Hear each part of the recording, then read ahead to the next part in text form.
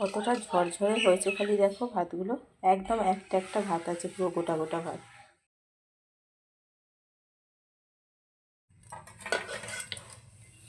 নমস্কার বন্ধুরা, Rina's cooking with নেচারে আপনাদের সবাইকে স্বাগত। চলে এলাম আজ দারুণ স্বাদের রেসিপি নিয়ে। আজকের রেসিপি একদম ভেজ বিরিয়ানি তৈরি করে দেখাবো।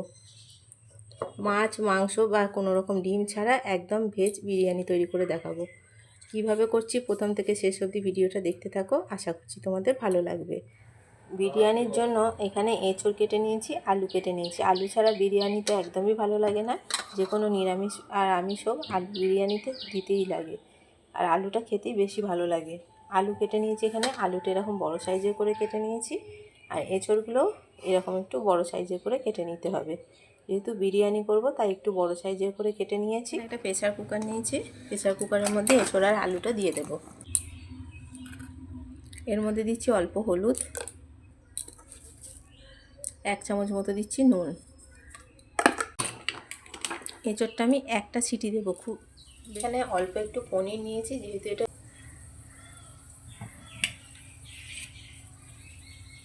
পনিরটাও একটু বড় সাইজের করে কেটে নিতে হবে। এটা এরকম বড় সাইজের করে কেটে নিলাম। পনিরের টুকরোগুলোতে অল্প একটু হলুদ মাখিয়ে নেব। দিচ্ছি একটু নুন, লঙ্কার গুঁড়ো। পনিরের টুকরোগুলো নুন হলুদ লঙ্কার গুঁড়োগুলো ভালো করে মাখিয়ে নেব। বা ডিম বিরিয়ানি তো আমরা সকলেই খেয়ে থাকি, এইভাবে একবার পনির বা এঁচড় দিয়ে নিরামিষ ভেজ বিরিয়ানিটা বানিয়ে খেয়ে দেখবে, খেতে কিন্তু দুর্দান্ত লাগে। যারা মাছ মাংস খান না তারাই কিন্তু বিরিয়ানি খাবার ইচ্ছে হলে এইভাবে বিরিয়ানিটা বানিয়ে খেতে পারে। পনিরটা রেডি করে নিলাম। এঁচড় আলু সেদ্ধ করে ঠান্ডা করে নেব। এখানে চালটা জলে ভিজিয়ে রেখে দিয়েছি। মিশিয়ে দিচ্ছি, কড়ার মধ্যে দিচ্ছি সর্ষের তেল। প্রথমে আলুগুলো ভেজে নেব।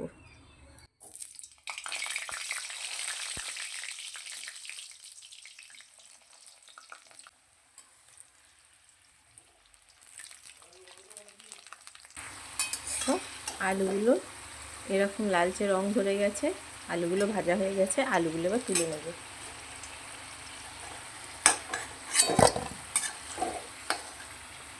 তেলের মধ্যেই এঁচড়গুলো ভেজে নেব।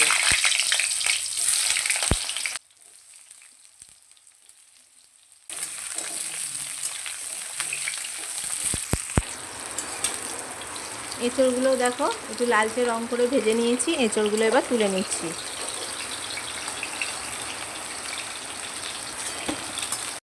এই তেলের মধ্যে পনিরগুলো ভেজে নেব।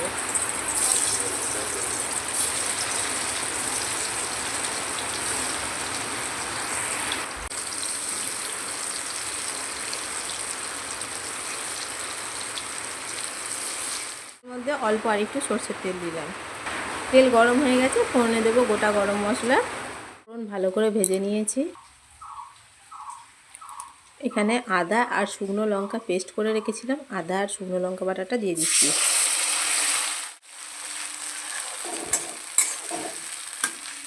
প্রথমেই দেব 1 চামচ মতো কাশ্মীরি লঙ্কার গুঁড়ো।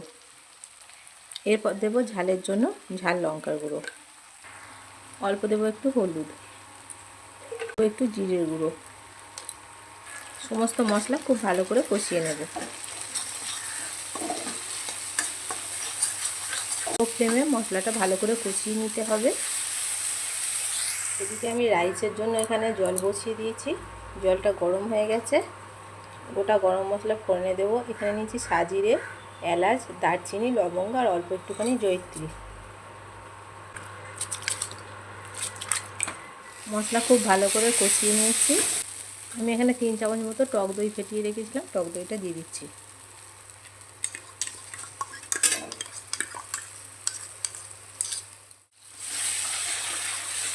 টক দইটা দিয়ে মশলাটা ভালো করে আবারও কষিয়ে নেব।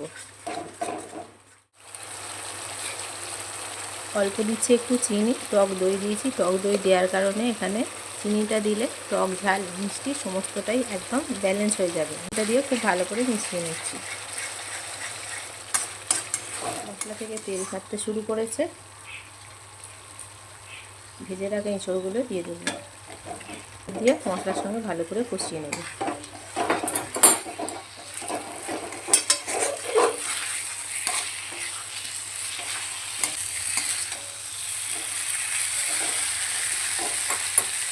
দেবো নুন,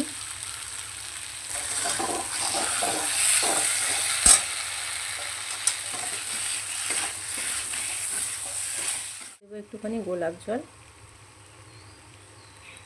অল্প দিলাম একটুখানি গোলাপ জল। এতে গোলাপ জল 1 চামচ, কেওড়ার জলটা দিচ্ছি 1/2 চামচ।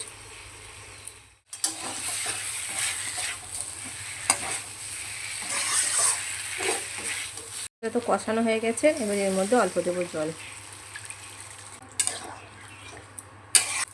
2 মিনিট এটা ঢাকা দিয়ে ভালোভাবে ফুটিয়ে নেব। এটা খুব বেশি সেদ্ধ করব না, 80% মতো ভাতটা সেদ্ধ করব। ঢাকাটা এবার খুলে নেব। পনিরগুলো ভেজে রেখেছিলাম, পনিরগুলো গ্রেভির মধ্যে দিয়ে দেবো। ঢাকা দিয়ে একটু রেখে দেবো, তাহলে কিন্তু পনিরের মধ্যে অনেকটা মশলা ঢুকে যাবে, পনিরগুলো খেতেও ভালো লাগবে। 20 সেকেন্ড মতো। 20 সেকেন্ড হয়ে গেছে, ঢাকাটা খুলে নিচ্ছি। গ্যাসের ফ্লেমটা এবার অফ করে দেবো। গ্রেভিটা এরকমই রাখবো, এর থেকে বেশি গ্রেভিটা আর শুকনো করবো না। পনিরগুলোকে আমি আলাদা তুলে নিচ্ছি। সব কটা পনির আমি তুলে নিচ্ছি। কতটা সুন্দর এসেছে। এখনও শক্ত আছে, 80% মতো কুক করে নিয়েছি। ঘিটা দিয়ে দিলাম। ঘিটা খুব ভালো করে মাখিয়ে নেব। ঘিটা মাখিয়ে নিয়েছি, প্রথমে এঁচোড়টা দিয়ে দিলাম। রাইসটা কতটা ঝরঝরে হয়েছে দেখো। খুব ভালো করে চাড়িয়ে দিচ্ছি। প্রথমে চামচ মতো কেওড়া জল, 1 চামচ মতো দেবো গোলাপ জল, আতরটা দেবো 1 ফোঁটা। ভেজে রাখা আলু আর পনিরের টুকরোগুলো দিয়ে দেব। পনিরের টুকরোগুলো এইভাবে মাঝখানে করে বসিয়ে দিচ্ছি। রাইসটা ছিল সেটা এবার দিয়ে দিচ্ছি এর উপরে।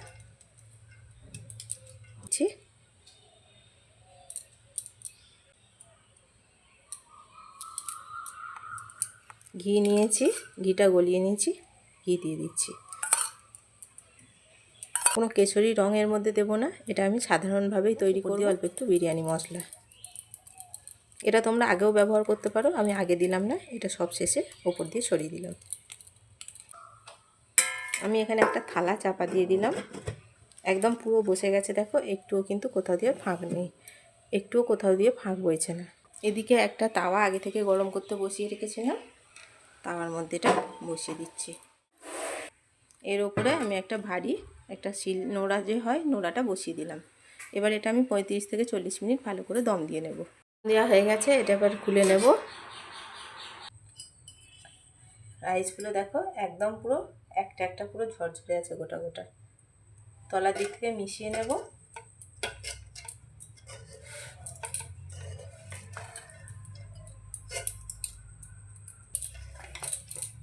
এভাবে ঝাঁকিয়ে নিলেও হবে। প্রত্যেকটা এঁচড় কিন্তু একদম গোটা গোটা আছে। কত সুন্দর হয়েছে দেখো, ভাতগুলো একদম একটা একটা পুরো ঝরঝরে হয়েছে। এঁচড় বিরিয়ানির রেসিপিটা তোমাদের কেমন লাগলো কমেন্ট করে জানিও। ভালো লাগলে একটা লাইক, কমেন্ট, শেয়ার করে দেবে। আর আমার চ্যানেলে নতুন বন্ধু হয়ে থাকলে চ্যানেলটা সাবস্ক্রাইব করার অনুরোধ রইল। পাশে থাকা বেল আইকনটা অবশ্যই প্রেস করে দেবে। আমার চ্যানেলে নিত্য নতুন ভিডিও আপলোড করলে ভিডিও নোটিফিকেশান সবার আগে তোমাদের কাছে পৌঁছে যাবে। ফিরে আসবো অন্য কোনো রেসিপি নিয়ে। সম্পূর্ণ ভিডিওটা দেখার জন্য অসংখ্য ধন্যবাদ।